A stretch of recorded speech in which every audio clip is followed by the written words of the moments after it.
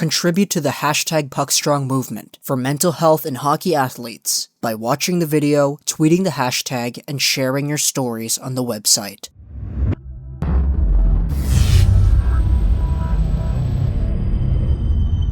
A little bit of a late upload today. I just had a nice long nap, which I was really in need of considering the fact that I just had my second last day of high school ever, aside from tomorrow, which is the last day, and the English provincial exam, which I'm not really counting, but I'm here, and I wanted to talk about the Edmonton Oilers. Again, this is a late upload, so please don't expect anything of quality from this, but the Edmonton Oilers are apparently shopping the 10th overall pick for a quote-unquote quality defenseman. And Peter Chiarelli, as quoted by John Shannon, has had some discussion, and he admits that it is not that easy. Oh my goodness. Peter Chiarelli is in a position where he might consider trading the 10th overall pick for a quality defenseman.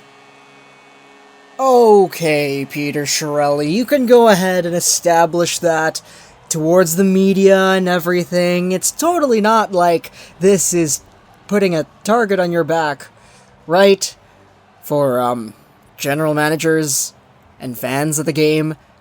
Because I remember the last time the Edmonton Oilers traded a high-quality asset for a quote-unquote quality defenseman, they ended up trading away the Hart winner Taylor Hall in exchange for Adam Larson, and oh man, I hope the Oilers keep the pick. I really do. I just hope that whatever happens with that pick, 10th overall, he goes over to Edmonton, he's a defenseman, he's a forward, whatever, Veleno, Boakfist, Ty Smith, whoever you want to put. I wish that this player has a solid career with the Edmonton Oilers, because honestly, the Oilers, I don't want to say that they deserve getting good players through the draft, because McDavid kind of condemns all of that, but just how they've been screwed out of the whole defensive side of things, other than Oscar Klefbom coming up and becoming pretty good. They haven't had the best record of developing and or trading defensemen in the past, 10 years, so yeah. I hope that 10th overall pick, Ty Smith or whoever, becomes an Oiler and has a great career.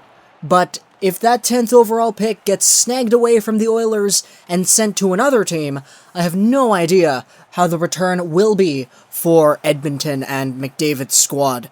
Speaking of returns, though, this is primarily a Vancouver Canucks-centered YouTube channel. I'm not afraid to admit that. I'd like to say it's a gaming channel, but it usually revolves around Vancouver Canucks topics. So obviously, this is posted onto the Vancouver Canucks subreddit as well, and there are a few prepositions, a few ideas, a few things floating up in the air about the Vancouver Canucks trading with Peter Chiarelli, which I don't know if it's really an option, because we've seen it in the past, the Vancouver Canucks refusing to trade with these other Pacific teams just because they're in the Pacific. I think the biggest example of that is the Corey Schneider trade, where we sent Corey Schneider over to the New Jersey Devils in exchange for the 9th overall pick, but the Edmonton Oilers got pissed off because we were offered a heck of a lot more for Corey Schneider, which included a prospect, a pick, as high or higher than the Devils at the time, and something else in exchange for Schneider. It's obvious, there's geographical ties that expose themselves every time we make these trades, and I don't know if the Vancouver Canucks would really be open to trading a quote-unquote quality defenseman over to the Edmonton Oilers, because if we do that, that guy's probably going to haunt the Vancouver Canucks for the next, 5 or 6 years, depending on how much of a quality defenseman he is. Of course, the biggest thing that everybody was talking about was Tanev, Gudbranson. Oilers would like a right-handed defensive shutdown machine, right? Or they'd like a right-handed big, supposedly physical machine, right? Gudbranson's got no problems in his game, totally, but obviously this is something that we need to consider with a grain of salt, but considering the fact that it is Peter Chiarelli, something like Chris Tanev for the 10th overall pick doesn't really seem too unrealistic. For sure, you could say that Chris Tanev is worth more than that, or that we'd need to add like a 7th or a 6th in order to make that go through, but this is the guy who traded Hall for Larson. Seriously, this is the guy who traded Tyler Seguin too, for... I just don't want to talk about that package, but he traded Tyler Seguin. And it's interesting to me because the Vancouver Canucks, if we were able to do this, let's take away all the consequences, take away Gudbranson or Tanev haunting Vancouver for the rest of their days because they're playing with the blue, white, and orange down on the east. Let's take a look at what would happen. Because if the Vancouver Canucks walked away with the 10th overall pick without giving up their 7th, we give up a defenseman for the 10th. Okay, let's say that. We're down a roster defenseman, that's fine. But we have 2 first-round picks. Better yet, 2 top 10 picks. Imagine walking away from this NHL Entry Draft with Oliver Wahlstrom and Adam Boqvist.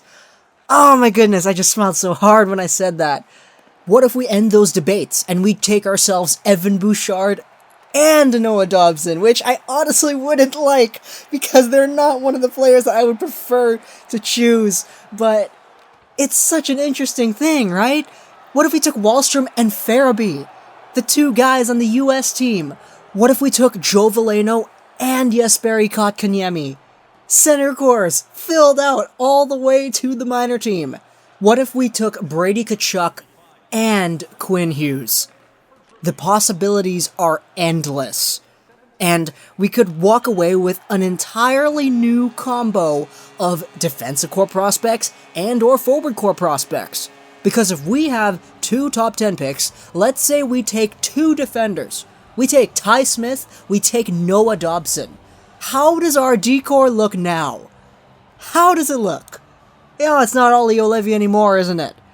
Which is why, to me, I was sitting in class in geography, I was with Canadian Zombie, and he mentioned to me, this is an interesting thing that you actually have to think about. And I was like, I don't know if I'd want to trade Tanev or Gudbranson to the Oilers, because it's the Oilers, they're just really close, it's the Pacific and everything. But Canadian Zombie was like, but it's the 10th overall pick. Imagine Vancouver having 2 firsts in this year's defensive-heavy draft. Oh my goodness. This is totally something that had me stumped. And I've always been against trading within the division. I didn't envision myself to be saying this, but the fact that it's the 10th overall pick here that's potentially in play, it's really eye-opening to me. And obviously, if this wasn't Peter Chiarelli, I probably wouldn't be this excited, but the fact is, it is Peter Chiarelli, and he's kind of a dumbus when it comes to making trades. So, obviously, that's a complete eye-opener for this whole situation, and it's just something so strange to think about for Vancouver Canucks fans. Heck, even other fans of other teams, like the New York Islanders. What if they traded one of their, let's face it, scarce defensemen in their defensive core over to the Oilers, and they grabbed themselves 10, 11, and 12?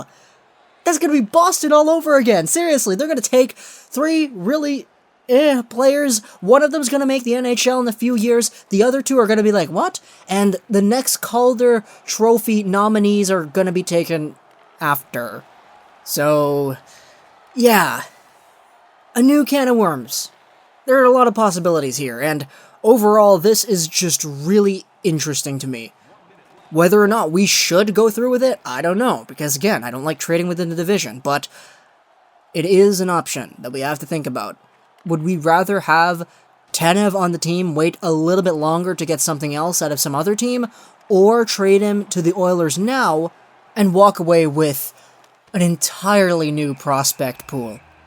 If we do this move, the Vancouver Canucks prospect pool is on top of the league. And it is up there once again. Because already, it's arguable that the Vancouver Canucks have one of the top 5 best prospect pools in the league, if you don't count guys who aren't in the NHL. So, add our 7th overall guy there, add our 10th overall guy there, if this happens, and all of a sudden we're first. I believe that. We are first. We have the best prospect pool. Elias Pettersson, Oliver Wahlstrom, Adam Boqvist. Our top 3 right there. Add Olli Juolevi, Demko to the mix. Yo. It's looking great. I don't know, man. That was just a thought I wanted to talk about here. This was supposed to be a quick video. How the heck did this get up to 10 minutes? Oh, my goodness. So, yeah. The Oilers on the clock, once again. And people are talking about their 10th overall pick. If I was an Oilers fan, I'd be scared for life, because I wouldn't want another scenario going down where we trade a really high, valuable asset for just another defenseman. Oh, no, he said a quality defenseman, right. Adam Larsson's not bad, folks. I'm saying that he was just traded for the Hart winner. Right? Like, Larsson's not a bad player, but he's always gonna have that chip on his shoulder that, hey, you were traded for Taylor Hall. Boy, that must feel good. No, it really must not. Hope you guys enjoyed this. Richard Blushens for Show Something Gaming, and bye.